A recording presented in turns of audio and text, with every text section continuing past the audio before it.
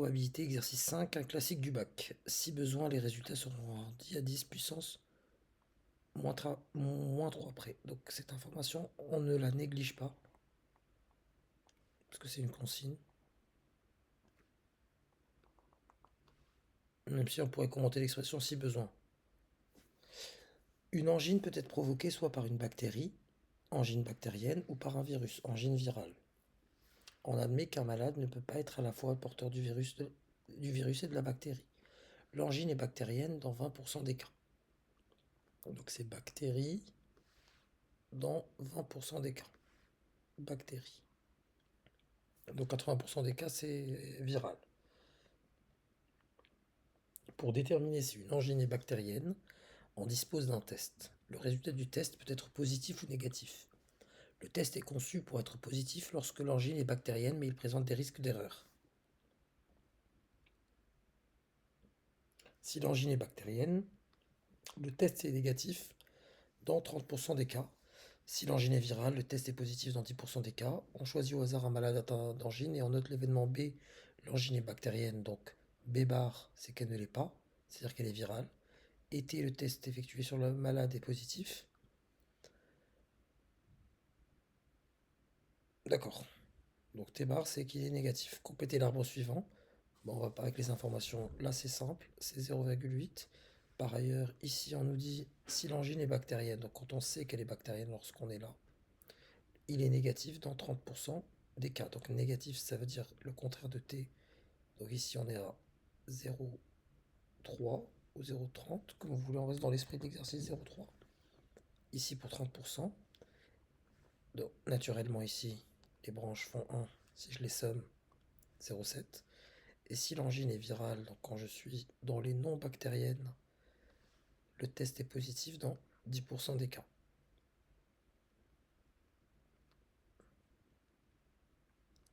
Il faut vraiment prendre le temps de le lire tranquillement pour pas commettre des erreurs derrière. Quelle est la probabilité que l'angine soit bactérienne et que le test soit positif? Donc là, pour la deuxième question, on nous demande la probabilité suivante, que l'angine soit bactérienne, donc B, inter, et que le test soit positif.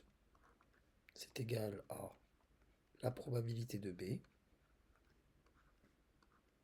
fois la probabilité de T, sachant B.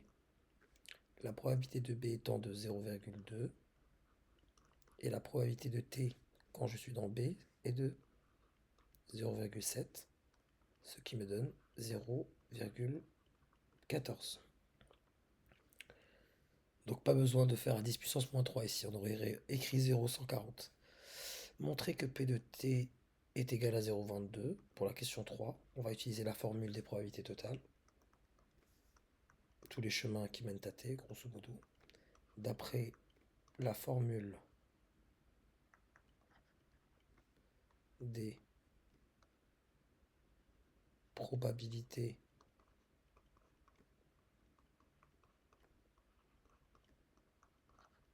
totales de points, P de T égale, donc les deux possibilités c'est B inter T que je viens de calculer, P de B inter T plus B bar inter T, qui est aussi un chemin qui me mène vers T.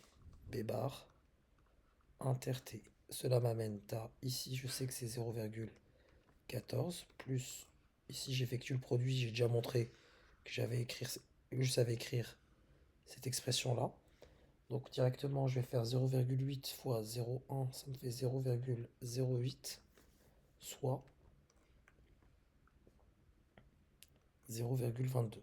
CQFD, c'est ce qu'il fallait démontrer. Pour la 3, c'est bon. Pour la 2, c'est bon.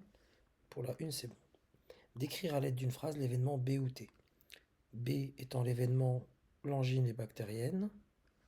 Et T l'événement, le test est positif. On dira, donc pour B, ça c'est pour la question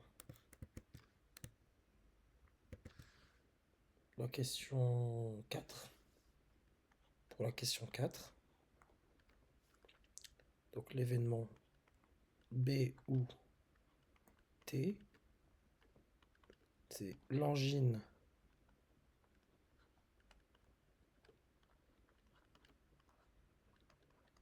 est bactérienne ou le test est positif.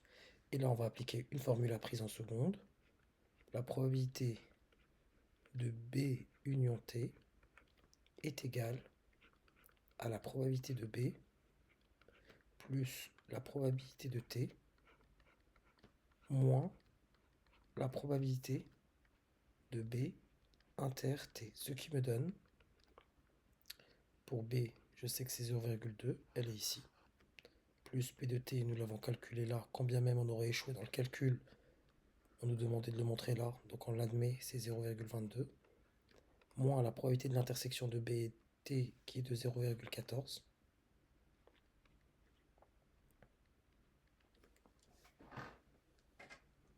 Ce qui me donne du 42 moins 14, divisé par 100 bien sûr, soit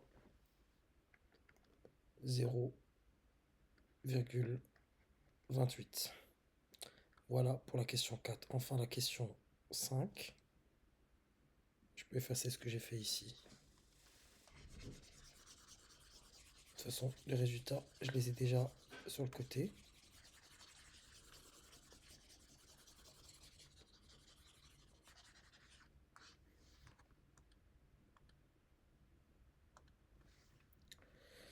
Pour 5, on nous demande d'interpréter le résultat par la suite d'une phrase. Donc déjà, on peut dire directement, c'est la probabilité d'avoir une angine bactérienne, sachant que le test est positif. Donc c'est la probabilité. On cherche, donc c'est la proba. Et là, je simplifie l'écriture. De l'événement. De l'événement. De point.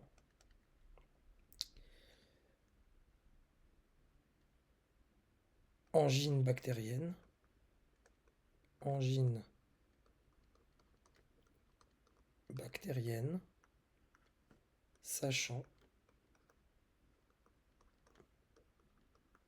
que le test est positif. On va utiliser donc d'après la formule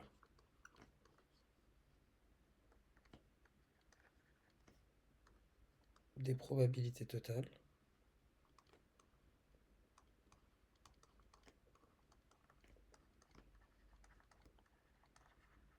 Deux points. Probabilité de B sachant T est égale à la probabilité de B inter T sur la probabilité de T, soit ici P de B inter T, on ne cesse de le répéter, c'est 0,14. P de T, nous l'avions calculé, quand même on n'aurait pas réussi, c'est 0,22. Et là, ça me fait du 14 sur 22. Et arrondi à 3 chiffres après la virgule, ça me fait à peu près 0,636. Pas la peine de le préciser parce qu'on nous l'avait dit hein, dès le début. C'est à 10 puissance moins 3. Passons à la partie B. Donc là, on a partie A et partie B. Une usine d'horlogerie. Donc là, vraiment dans un autre contexte. J'ai l'impression que les parties ne sont absolument pas liées. Je suppose qu'on parle de bactéries. On parlait de bactéries, maintenant on parle d'horlogerie. Une usine d'horlogerie fabrique une série de montres. Au cours de sa fabrication, il apparaît deux types de défauts. Le défaut mécanique A et le défaut esthétique B. Sur un lot de 200 montres, 4 montres fabriquées présentent un défaut. Donc là, sûrement, ce qu'on nous dit là, il est déjà récapitulé dans le tableau. Bon, donc c'est pas la peine de terminer la lecture, je suis désolé. Mais je vais compléter le tableau et répondre derrière, parce que j'ai compris qu'est-ce que signifie A et B. A étant le défaut mécanique et B le défaut esthétique. Est-ce qu'on peut compléter le tableau? Bien sûr que oui.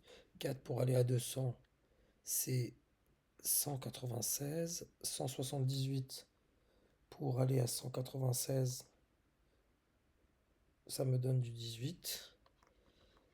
2 plus 18, 20. Ici, 2 plus 2, 4.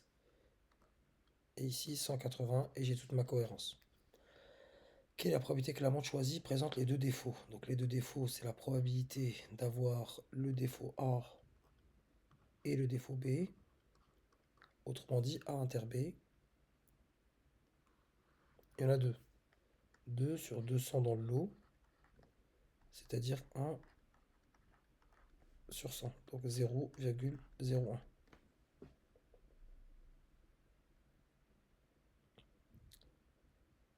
Quelle est la probabilité? Donc le directeur, donc là on passe directement à la C, étrangement. On pose la question A à C. Donc le directeur de l'usine affirme qu'il y a plus de 90% des montres qui ne présentent aucun des deux défauts. A-t-il raison? Donc il y en a combien qui ne possèdent aucun des deux défauts? Donc on cherche la probabilité de n'avoir aucun défaut. Donc pas le défaut A et pas le défaut B. 178 montres sont concernées sur les 200 au total.